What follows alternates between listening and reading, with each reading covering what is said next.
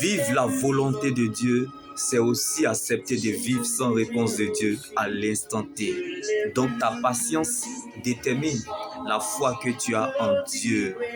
Même si tu n'es pas encore devenu ce que tu dois devenir, mais commence à réaliser ce que Dieu a déjà fait pour toi. Qu'est-ce que Dieu a fait pour toi qui ne peut pas encore le faire? Lorsque Dieu reproduit le même miracle dans la vie d'une personne, il les agit dans la bénédiction. Donc, le retard de l'Éternel vaut mieux que son absence. Car ton retard n'est pas un retard, mais un rendez-vous divin afin d'expérimenter quelque chose de spectaculaire. Car ce qui est urgent pour nous n'est pas forcément important pour Dieu.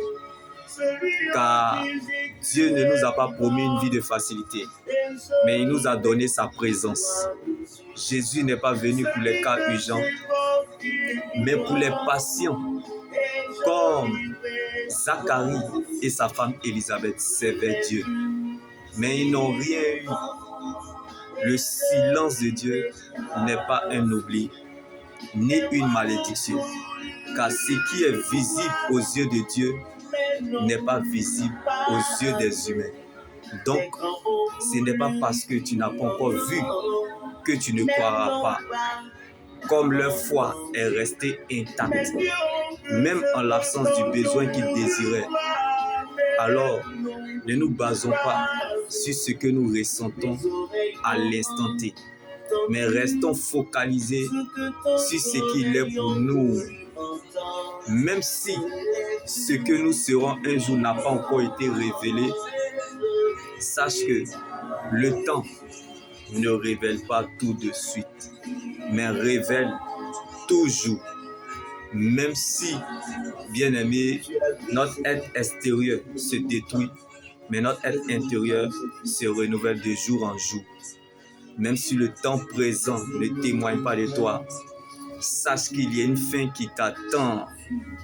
Comme Dieu a fermé la bouche de Zacharie pour que son enfant Jean-Baptiste naisse sans problème. C'est que tu as un témoignage quelque part. Car Dieu s'est délivré de l'épreuve, ce qui lui appartient. Donc ce que tes yeux n'ont pas encore vu, Dieu l'a déjà prévu. Comme Élisabeth dans sa stérilité ne savait pas qu'elle allait enfanter son Jean-Baptiste.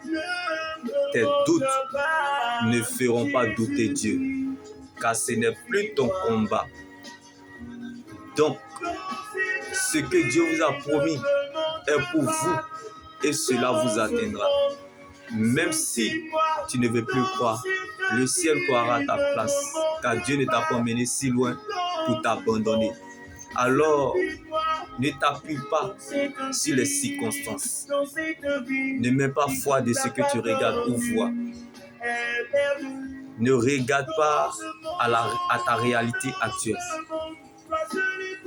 Ne te laisse pas perturber ni troubler par les hommes, par la réalité de ce que tu vis aujourd'hui. Mais attache-toi à ce que tu crois. Comme Zacharie dans l'humiliation et Élisabeth dans la honte, servaient continuellement Dieu, sont restés fidèles au temps, malgré l'incertitude, la confusion et la désolation. Quand ton regard semble impossible, c'est que ta vue semble possible. Jésus est impliqué là où tout est compliqué. Que Dieu prenne donc la forme de ce qui te manque. Car là où se trouve ta richesse, c'est là où se trouve ton cœur. Mettons les caméras sur Jésus, même en l'absence du besoin que nous désirons. Là où est ta foi et ta victoire. Mais là où est ton ignorance sera bel et bien ta défaite. Comme beaucoup de chrétiens vivent dans la défaite parce que Dieu n'est plus leur priorité. Si nous n'occupons pas nos esprits ou nos pensées par la parole de Dieu, le diable occupera nos esprits ou nos pensées par sa parole. Donc si tu ne te prépares pas pour ton salut, tu te prépareras pour ton enfer. Si Dieu n'est pas à la première place dans ton cœur, pourquoi tu veux qu'il te mette à la première place dans la sienne? Celui qui tiendra compte de Dieu dans sa vie, Dieu tiendra compte de lui dans la sienne. Si tu veux avoir la vie que tu rêves, commence à vivre la vie de celui qui détient cette vie-là. Jésus-Christ est la vie dans vos années. Donc les obstacles ne peuvent pas changer le résultat. Même si les vents sont contre tes yeux et que tu ne vois aucun signe avantageux jusqu'à présent, apprends à rester devant la face de Dieu, même en l'absence du besoin que tu désires, comme Zacharie dans l'humiliation et Élisabeth dans la honte. Et tu verras dans le temps que Dieu veille sur ses promesses et agit avec sagesse.